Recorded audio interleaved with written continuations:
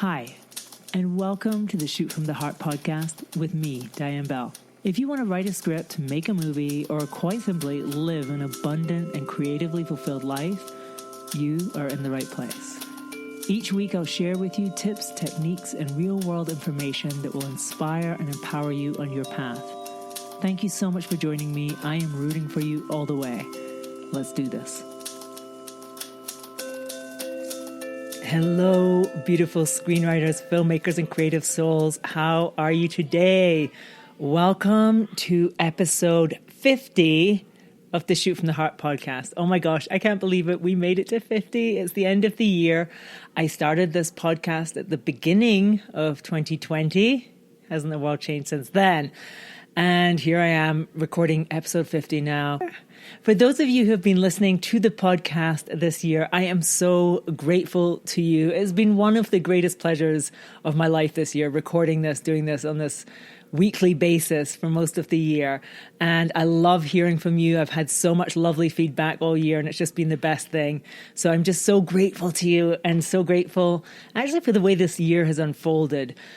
What I wanted to talk about today for the 50th episode of the Shoot from the Heart podcast is 5 lessons that I learned in 2020. And obviously this year has been something that none of us could have anticipated. I feel like at this point, if we are still breathing, if we're alive, we have so much to be grateful for, and we are blessed because, as we know, so many of us didn't make it through this year. If you are grieving a loved one or the loss of somebody that you know, my heart is with you. Also, if you're sick or someone you know is sick, I hope they get well soon and make a full and fast recovery. 2020 was not the year we expected, any of us. If you look back to January 2020, when New Year's Eve, when the year was turning, I don't know what you thought this year would be, what goals you had, what you hoped for, but I guarantee you didn't expect what we got. I hope anyway it's been a great year for you. I hope that there have been lessons that you've learned, memories that you've created, moments that you will look back on and be proud of and excited about for the rest of your life, even if it's been tough, even if it's been challenging. I think it's very helpful at the end of each year to take stock of how the year unfolded for you, to take a moment and think back on it. Not in terms of what you didn't do that you wanted to do, not in terms of beating yourself up because you didn't achieve certain goals, but more in terms of what did you learn this year? If we're open, we'll always see that there's always things that we're learning. Hopefully we're creating beautiful memories, but hopefully also when the things are not so beautiful, we're learning some lessons. Flavia said painful, but yes, also great. That's exactly how I feel. So 2020 for me was a year in which, on a personal level, it was a great year. It was a wonderful year. It was the year that my husband and I bought our house, which was such a big thing for us, something we dreamed about for so many years, and it finally came true in 2020. We bought our house. We actually bought it the week before the lockdown started in March. And so that was just incredible. And the house has a big backyard for our kids, and that was amazing and a game changer when we were in lockdown.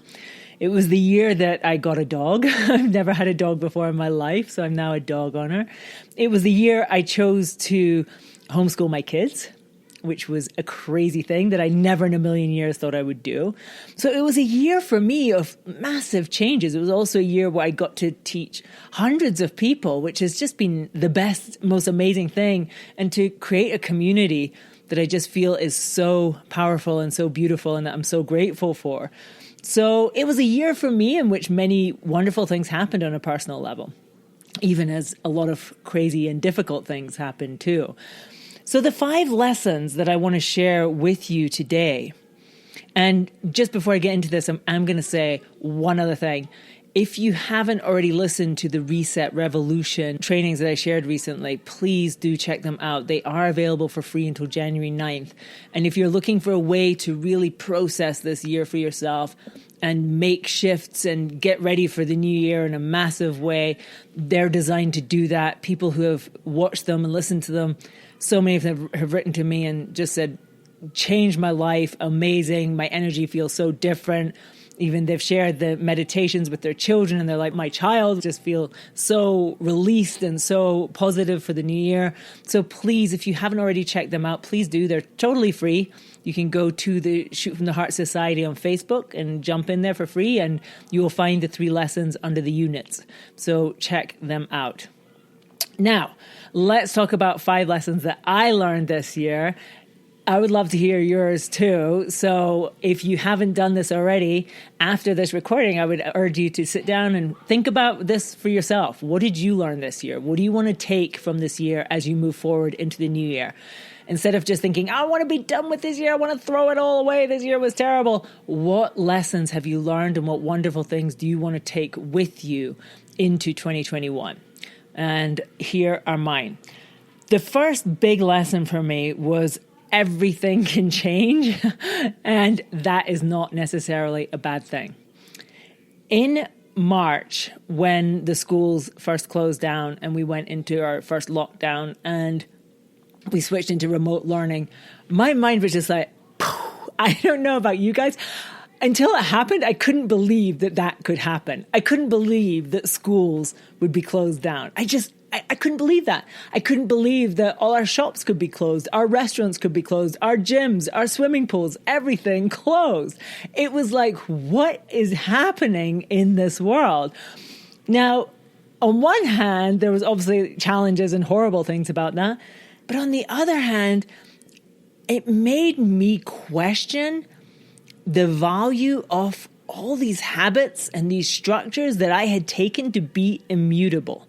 For instance, school. My 8-year-old son had been going to school, the same school since he's 4. And so in March, he was in 2nd grade. And for the previous couple of years, he'd more and more been like, I don't like school. I don't like school. And I was constantly telling him, Tennyson, you just have to be positive. You have to have a positive attitude. You just got to do your best, try your best, make the best of it. Don't get all negative. It doesn't serve you. And that was my mantra to him. Now, cut to March when school got shut down, and he was quite happy about it because he didn't love school. And I got to sit with him doing his remote learning, and suddenly I got to see actually what he was doing day to day. And immediately I was like, oh, I see why he hates this. This is not where he is at all. This is not meeting him and his needs and at all. Like, oh my gosh, this is awful. The poor boy, like what a torture really, because this is not him. This is not the right fit whatsoever. Now, had this not been forced upon us, I never would have got into that headspace. To me, school was just something you do. It's just like you have to go to school. And kids go to school and that's it. And school is there. And of course you go to school. But suddenly it was like, but does that have to be? What is school? What is education? What do I really want for my child? What's important to learn? What do they need to grow? What's it all about? And without the structure being there, suddenly the possibilities were limitless. I switched from a mindset which was the realm of predictability, living my life completely in that field of what is predictable, to, we are now in the field of limitless possibilities. We don't have to stick with what's been before. We can try something completely new. We could try something completely different to anything we've ever imagined once we decide what we want. So everything can change. It usually doesn't change because we're living in the life of predictability, and we're living according to that with expectations about what the results should be based on past experience. But for me, this year, that massive shift that occurred was, whoa, we don't have to do that. We can actually just plug into what we want and live in a completely radically different way than how we've lived in the past.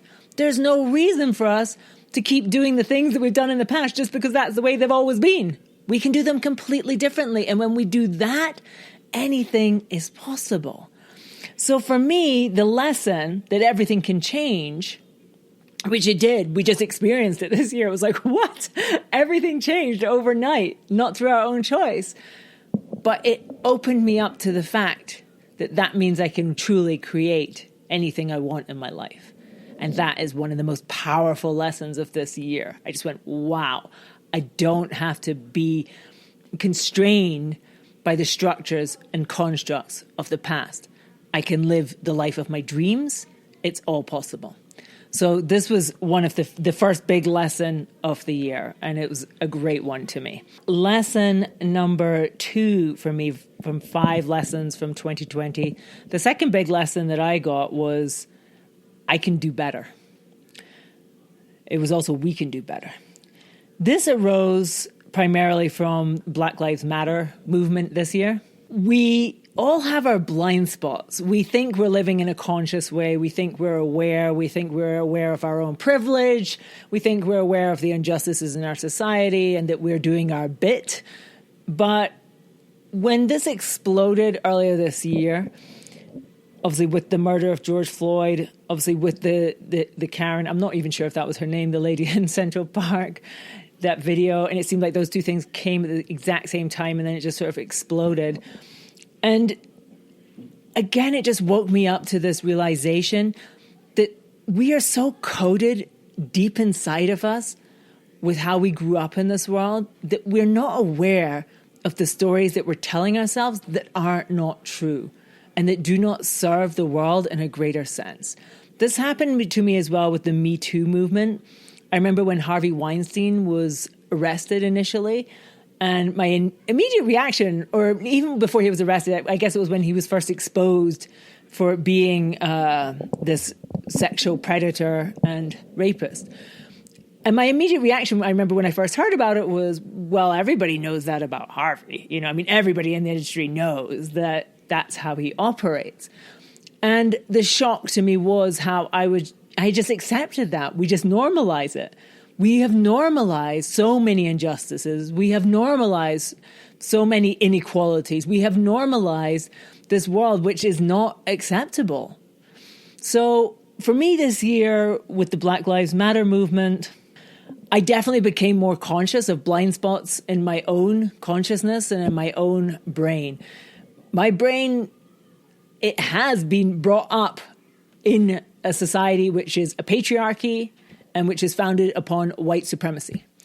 And once I realized that, truly, you realize that you have to do this work of decolonizing your brain. You have to transform your brain. You have to do the work. And you have to dismantle these codes. And it's not comfortable work and it's not easy. And we'd rather just sort of pretend it's that thing again. We'd rather have the inauthentic level of, hey, I'm not a racist and I'm not a sexist and I'm all woke and I'm cool. But we have to go deeper than that. We have to go deeper, because if we've grown up in the society, it's deeply embedded in us. And we really owe it to ourselves, to our communities, to our fellow human beings to go deeper. We can all do better, all of us. And definitely 2020 was a big wake-up call for me on that front. Raja just said we can use storytelling to transform and reshape the minds and perspectives, right? Absolutely. And I think one of the aspects of we can do better does play into our responsibilities as storytellers and as creators. I know for myself, I remember when I first learned about the Bechdel test, which is that test about a script where it says, are there 2 women in the script? And a lot of films already fail at that level. Then it's, if there are 2 women, do they have names? And I think by then, like 90% of films have failed this test. If there are 2 women characters in the movie with names, which already, as I say, most films have failed, but if there are 2, do they speak to each other in the movie? And if they speak to each other, do they speak to each other about something other than the men? When I first learned that years ago, that just blew my mind. And something that really freaked me out was I immediately realized that my first film failed the test pretty quickly. Yes, there are more than 2 women in the film and they do have names, but they never speak to each other. The action all revolves around the men. And it's just a shocker. And this is an area too, where when we talk about we can do better, it is about race. It is about our whitewashing. It is about whose story we choose to tell. Whose story? Why? Why are we telling the story about this person? Cinema has such an incredible power to be a catalyst for change in our society, for waking people up, for giving them empathy for people that they would never, ever otherwise be able to empathize with. This is one of the magic powers of cinema. So is beholden and upon all of us, and that's that thing, we can do better. We can do better as human beings, and we must do better. We must. And if we're creators, we got to think about that too. We got to think about whose story. Why are we telling this story? Does it matter? Is this a story that we need to hear? We need to tell new stories in this world if we want to create a better world. That to me is absolutely obvious.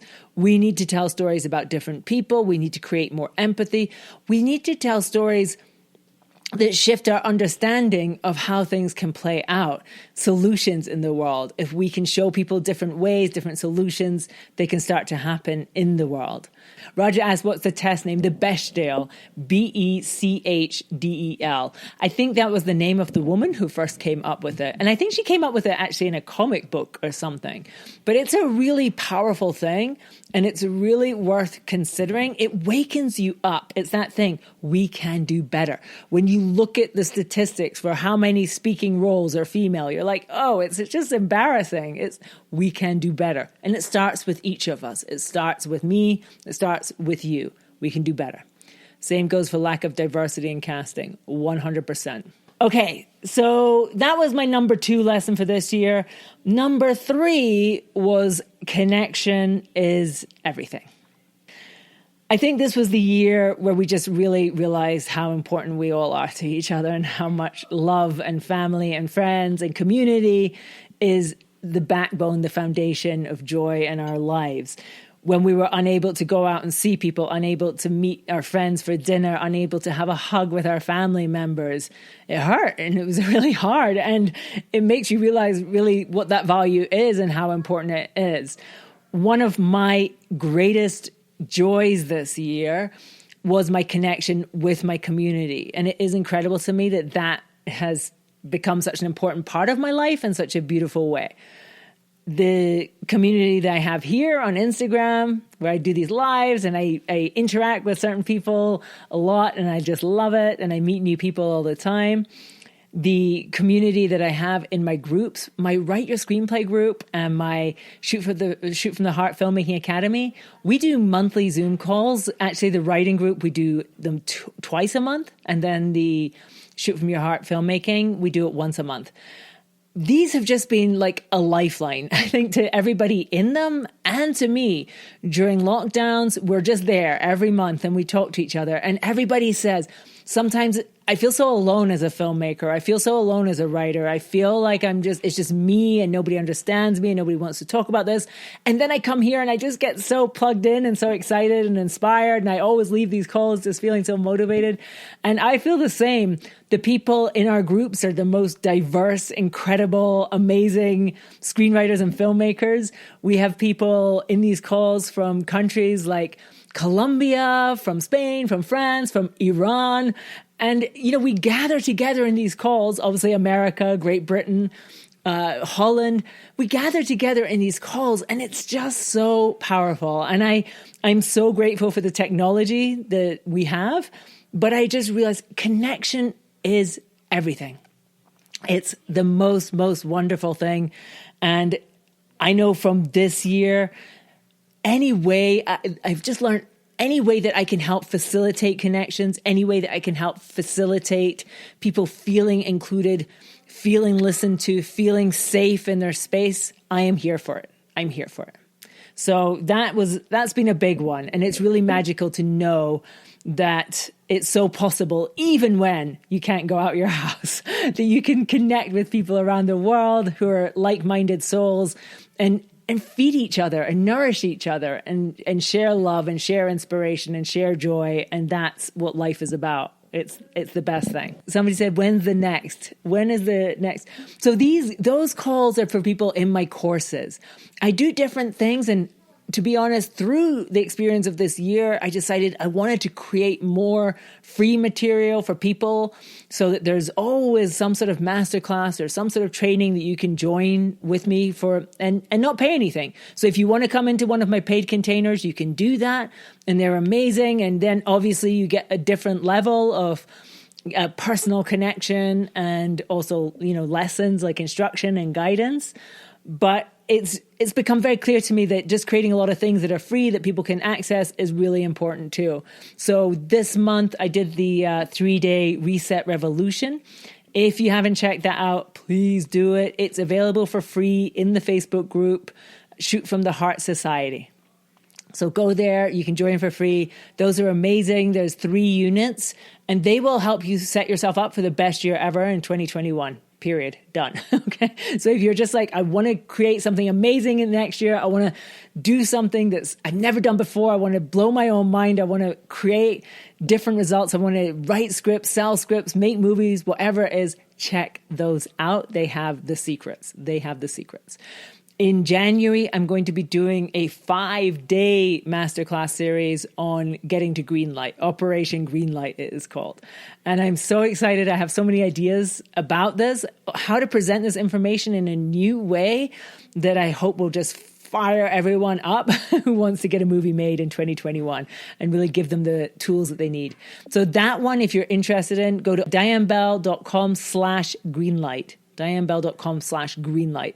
And then you can register for that free, totally free, 5 days with me. We'll do it. It will be amazing. So back to the lessons, 5 lessons from 2020. Number 4, self-care is a non-negotiable foundation for everything. This one is so important. This should probably be number 1, 2, 3, 4, 5. It should be all the things. This could also be known as put on your own oxygen mask first. It really is that thing. Like they say in planes, if there's no oxygen, put your own mask on first before you help somebody else. This year, if it taught me anything, it's that is absolutely essential. When the lockdown started this year, I was in the habit of going to the gym 3 or 4 times a week, and that was my way of staying positive and staying healthy and staying good. And obviously, it was suddenly like, you can't go to the gym. I've done yoga for years, and so I was like, okay, maybe I should do some yoga at home, but it was really hard with the kids. They just climb all over me. They give me no peace. And I was like, oh, and I just kind of let exercise slip for a little while. It's just like, oh, well, fine, it's fine. And then slowly my body just started to feel more bunched up and my energy just more flat, and everything starts to get a bit mushy. So at that point, I really realized I got to do something. Self-care for me means looking after your body, your mind, and your spirit. It starts with the body. You have to care for your body. If you don't care for your body, it doesn't matter how much you're doing in other things, you will just not feel right. Things don't feel good. The energy gets blocked up. So for me, body essential. The thing that changed this year is I realized, I was like, I just feel like lower and lower energy. I then got myself an elliptical machine. Actually, my husband got it for me. So I got the elliptical machine and I set up a corner in our garage, which is like my corner I go there every morning. That's non-negotiable. It's just like every morning I am there. I do like 30 minutes on it, and then I do like 20 minutes of yoga, and I just feel great. I come out, I'm like, I can face the day. And I've got great energy. Eating well. A gift that I gave myself 2 years ago. I celebrated my 2nd year in November is I stopped drinking alcohol 2 years ago. Best thing I ever did.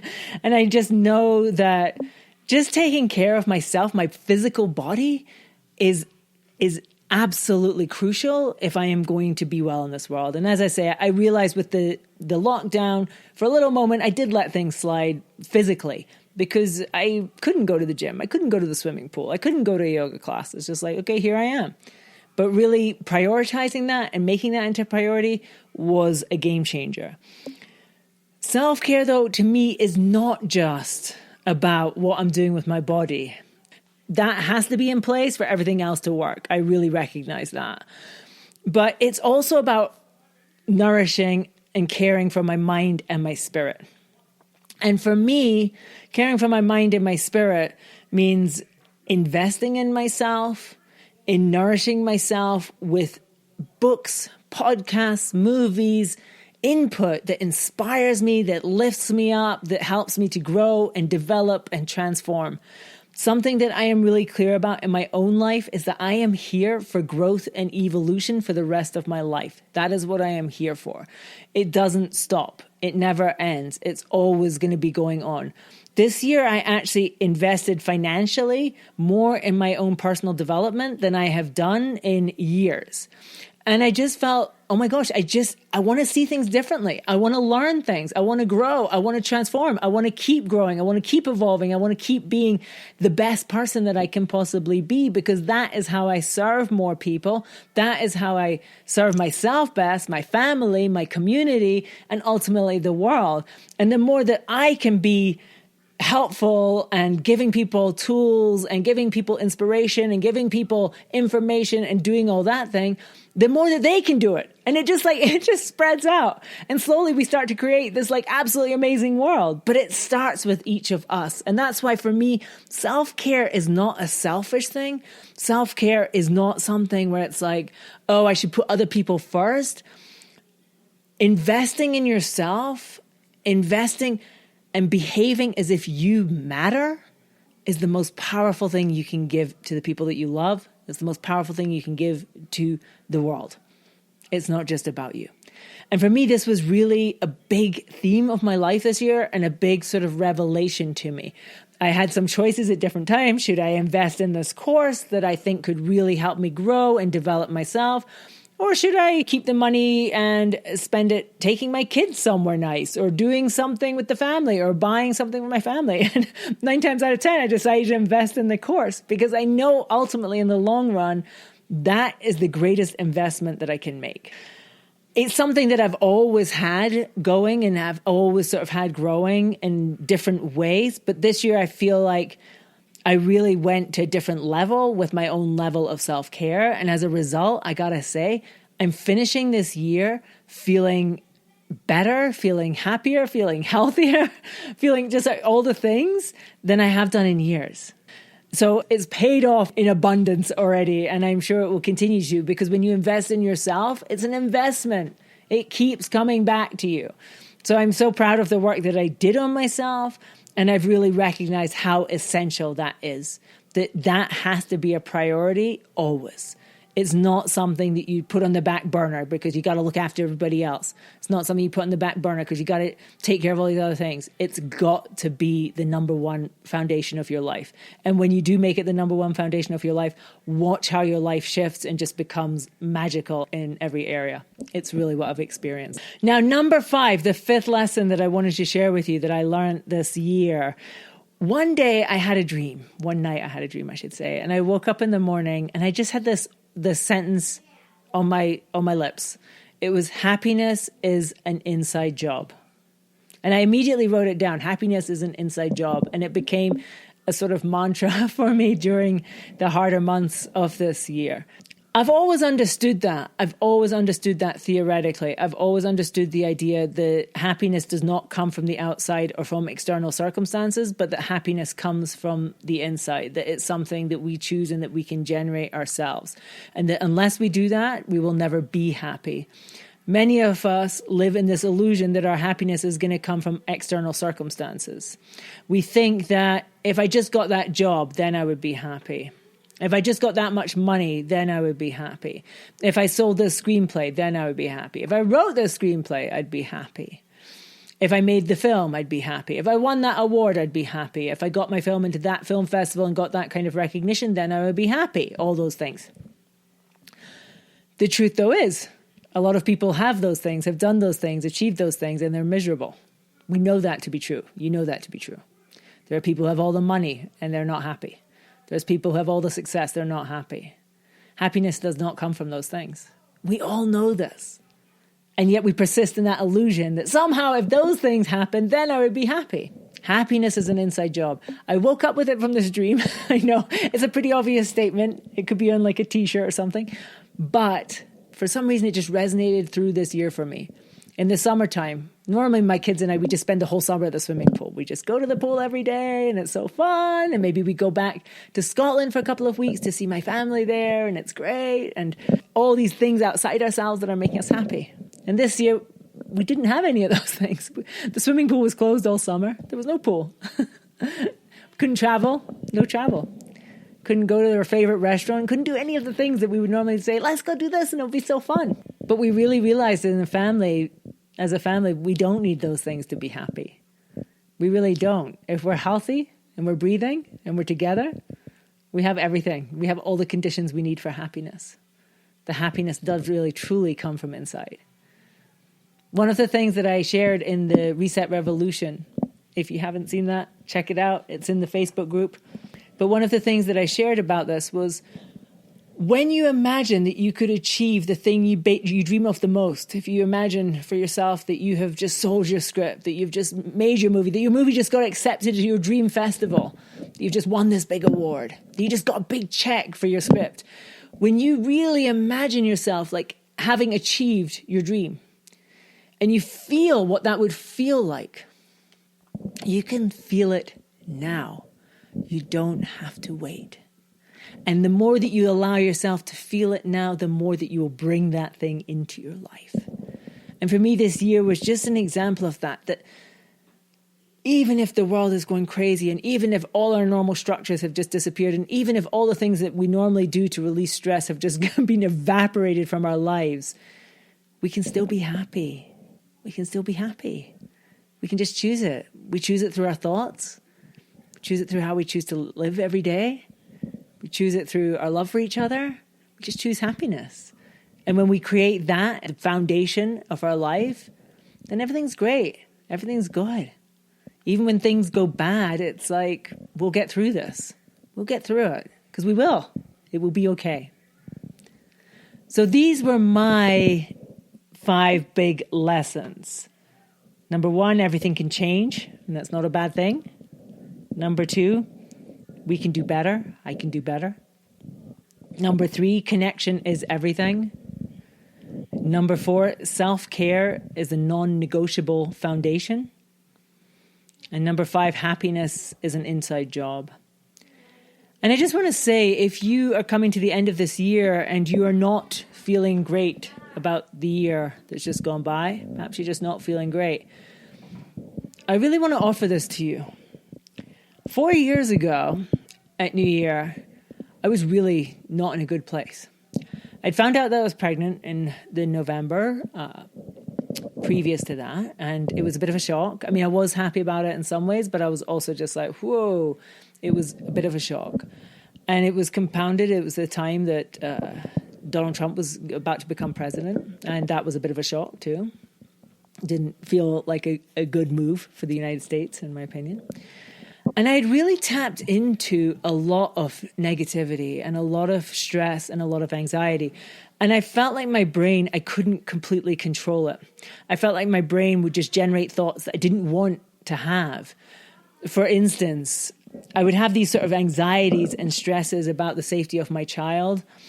My son at the time was 4 years old, and he was going to ECE, which is like preschool, but they would have these active shooter drills, where they practice for what would happen if an active shooter came. And the whole active shooter thing in America just kind of freaked me out. And I would literally, everywhere that I went at that point, I would immediately be thinking, how do I get out of here if there's an active shooter? Where's the exit? What do we do? And I was aware that this was not a normal way to be walking through the world. But I felt like I couldn't control it. There was a level of anxiety and stress in me at all times. I also felt like I had made a bunch of really bad decisions in my life, a bunch of really bad choices, and that it kind of screwed things up. Financially, I was not in a good place. Basically, my life was not feeling great. That was 4 years ago. I was stressed. I wasn't like clinically depressed, but I was not happy. I was definitely anxious. I was definitely having a lot of anxiety and anxious thoughts. I had a lot of fear about the future for myself, for the country, for the world. And I remember going to the library looking for books about how to deal with anxiety. Things were not great. So that was 4 years ago. And I'm just sharing this because I want you to know, if you are not in a good place right now, if for whatever reason you are feeling stressed, you're feeling depressed, you're feeling like your mind is constantly going to places you don't want it to go to, that you're not feeling happy, you don't feel good about where you are in your life, I just want to offer you this. Number 1, that lesson, everything can change. Everything can change. Whatever your life is, you can change it. But it starts with doing the work on your inside. I made it my decision at that point that I was going to change this. I had done it before. I had dug myself out of holes of my own making before, and I knew that I had to do it again. And I just started doing the work. I started doing it just day to day. Okay, you know what? I'm gonna go to the library. I'm gonna find another book. I'm just gonna let myself be guided. There's so many good teachers out there. There's so much guidance.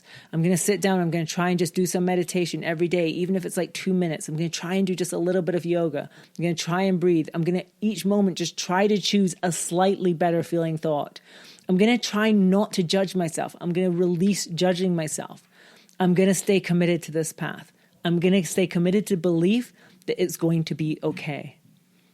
I made that decision 4 years ago as I was entering the year 2016. And as I say, my life was not in a good place. And now I'm so grateful that I did that. I am so grateful because 4 years on, I've honestly, on a personal level, had one of the best years of my life. And I'm so excited for the future. I'm so excited for 2021. I just feel like I feel so full of optimism and hope and all those things. And I think back to myself 4 years and I go and I think, wow, what was that all about? But perhaps it was about this. Perhaps it was about learning that change is always possible.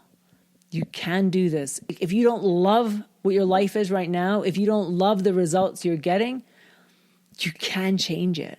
You can change it. And it's just little choices, little things every day, just gently, gently nudging yourself. And slowly change starts to happen. And one day you wake up and you go, what? I mean, this year, like I said, for me, the year that we bought our house, so great. The year that we got a dog, so many wonderful things. The year that I got to connect with so many incredible students and I got to lead and teach and share things with hundreds of people. And I'm so grateful for it. But it all started with those decisions 4 years ago when I wasn't happy, when my life was not feeling good, where I felt like I just screwed things up and I'd made terrible choices and what was going to become of me because I was worthless. I felt that.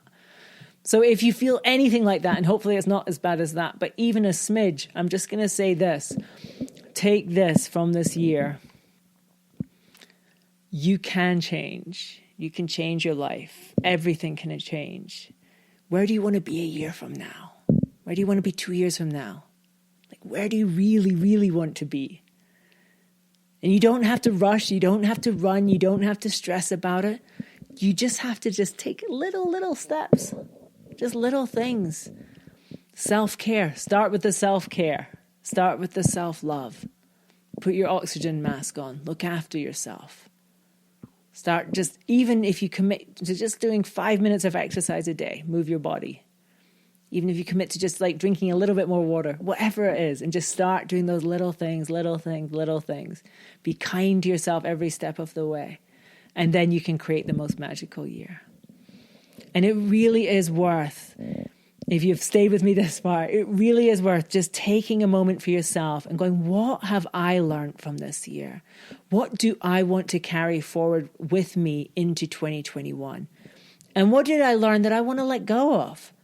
What kind of thoughts have I been thinking, or what kind of habits have I created that I don't love, that I do want to change? You can create the life of your dreams. You can create anything. But it starts with that intentionality. So take the time. I would love to hear from you. Send me a message on Instagram or Twitter or wherever you find me. Come and join the Shoot from the Heart Society, the Facebook group, and drop a message in there. I would love to hear from you about what you have learned from this year, what you want to take forward, and what you're excited about creating in the future in 2021.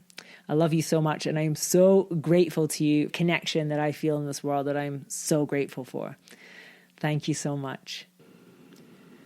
That's what I have for you this week. Thank you so much for listening to the very end.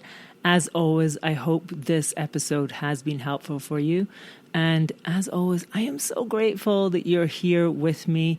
If you enjoy this podcast, could you do me a massive favor? Could you share it with somebody, either on your social media or tell someone that you love who you think would enjoy it? Spread the word. I would appreciate that so much. You are amazing. I am so excited to see what you create next year. I love you so much. Again, reach out to me. Join the Shoot from the Heart Society on Facebook. and let's connect and let's make 2021 the best year ever. See you soon.